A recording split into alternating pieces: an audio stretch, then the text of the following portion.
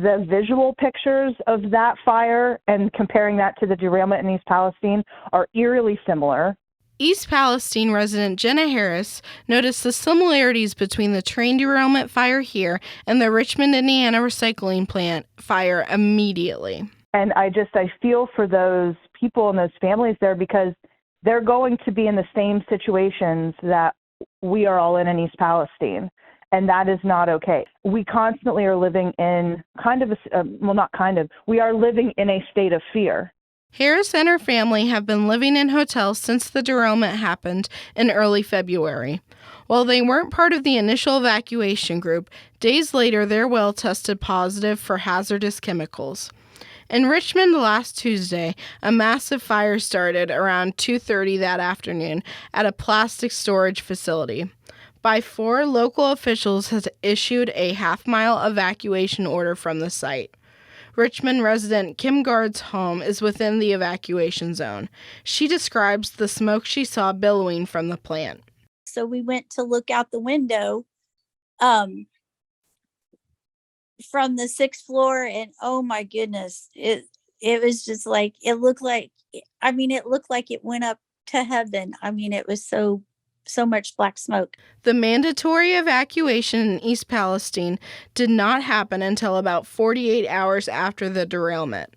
At the time, officials were concerned there was a possibility of a deadly explosion of the still burning train cars, leading to a controlled release of the chemicals in some of the train cars.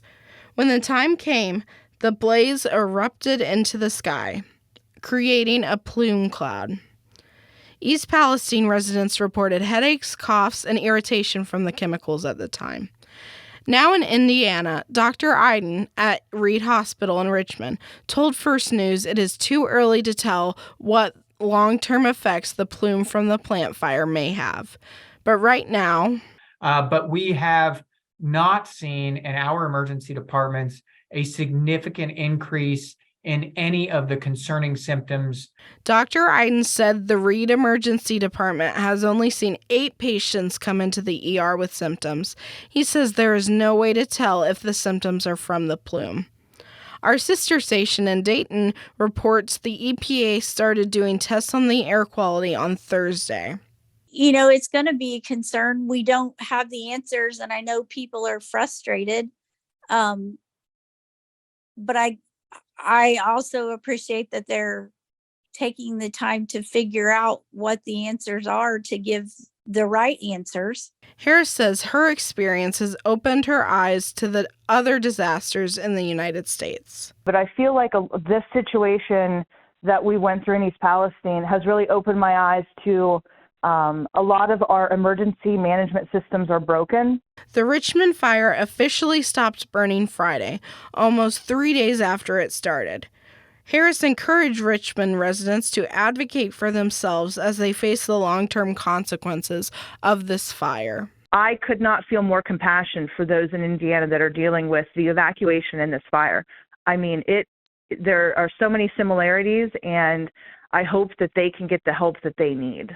Gard looks to the future for Richmond, but has her hesitations. I think there's more to this story than we're totally being told. The EPA began the debris removal process from the fire in parts of Indiana and Ohio Saturday morning.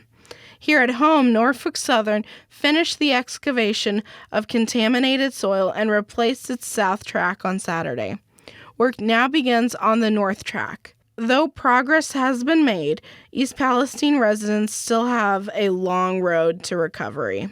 You can read more about it in my story below. With WKBN, Noelle Haynes.